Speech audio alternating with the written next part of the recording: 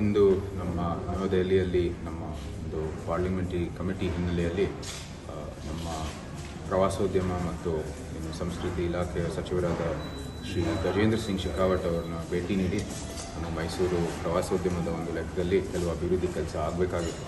ಆ ನಿಟ್ಟಿನಲ್ಲಿ ಅವರಿಗೆ ಆಗಲೇ ನಡೀತಾ ಇರುವಂಥದ್ದು ಕೆಲಸವನ್ನು ಏನೇನು ಮಾಹಿತಿ ಇದೆ ಅದನ್ನು ಕೂಡ ಅವ್ರ ಜೊತೆ ಒಂದಷ್ಟು ಚರ್ಚೆ ಮಾಡಿದ ನಂತರ ಅವ್ರಿಗೆ ಎರಡು ಹೊಸ ವಿಷಯಗಳನ್ನು ಪ್ರಸ್ತಾಪ ಮಾಡಿದ್ವಿ.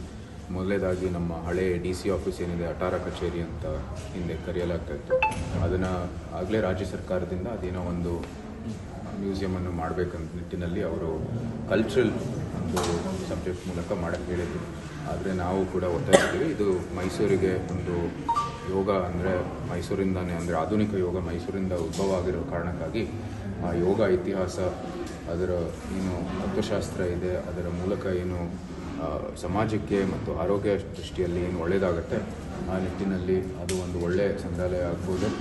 ಇತಿಹಾಸ, ಯೋಗ ಪಾರಂಪರೆ ಏನಿದೆ ಅದಕ್ಕೆ ಸಂಬಂಧಪಟ್ಟಿರೋ ಸಂಸ್ಕೃತಿ ಮತ್ತು ಏನು ಸಂಶೋಧನೆ ಆಗಬೇಕಾಗಿದೆ, ಯೋಗದಲ್ಲಿ ಅನೇಕ ಗ್ರಂಥಗಳಿದ್ದಾವೆ, ಇನ್ನೂ ಹೆಚ್ಚಾಗಿ ಅದರ ಒಂದು ಏನು ಅಧ್ಯಯನ ಆಗಬೇಕಾಗಿದೆ, ಆ ಎಲ್ಲ ಇದಕ್ಕೆ ಒಂದು ಕೇಂದ್ರ ಆಗಬೇಕು ನಿಟ್ಟಿನಲ್ಲಿ ಅವರು ಕೂಡ ಪ್ರಸ್ತಾಪ ಮಾಡಿದ್ರೆ ಇದು ನಾವು ರಾಜ್ಯ ಮಟ್ಟದಿಂದ ಅದಕ್ಕೆ ಫಾಲೋ ಅಪ್ ಮಾಡ್ಬೋದು.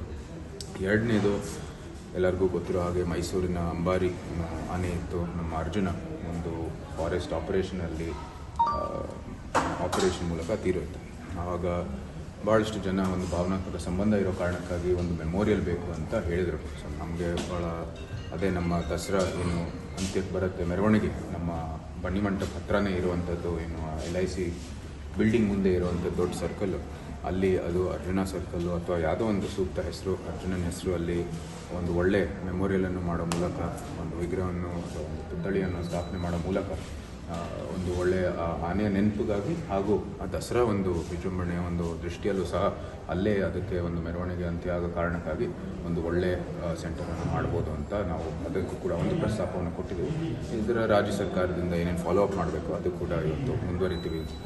ರಾಜ್ಯಕ್ಕೆ ಹೋಗಿದ ತಕ್ಷಣ ಈ ಎರಡು ಕೆಲಸಗಳು ಆಗಿದ್ದಾವೆ. ನಂತರ ನಮ್ಮ ಏರ್ಪೋರ್ಟ್ ವಿಷಯದಲ್ಲೂ ಸಹ ಇವಾಗ ಸಚಿವರ ಜೊತೆಗೆ ಒಂದು ಮೀಟಿಂಗ್ ಇದೆ, ಅಲ್ಲೂ ಸಹ ಅದೇನೇನು ಪ್ರಕ್ರಿಯೆ ಆಗಿದೆ ಮತ್ತು ಅಲ್ಲಿ ನಮ್ಮ ಮುಖ್ಯಮಂತ್ರಿ ಜೊತೆಗೆ ಏನು ಸಭೆಯಲ್ಲಿ ಏನು ನಿರ್ಣಯ ತಗೊಂಡಿದ್ದಾರೆ ಮುಖ್ಯಮಂತ್ರಿ, ಅದರ ಫಾಲೋ ಅಪ್ ಮೂಲಕ ನಾವು ಮುಂದುವರಿತೀವಿ.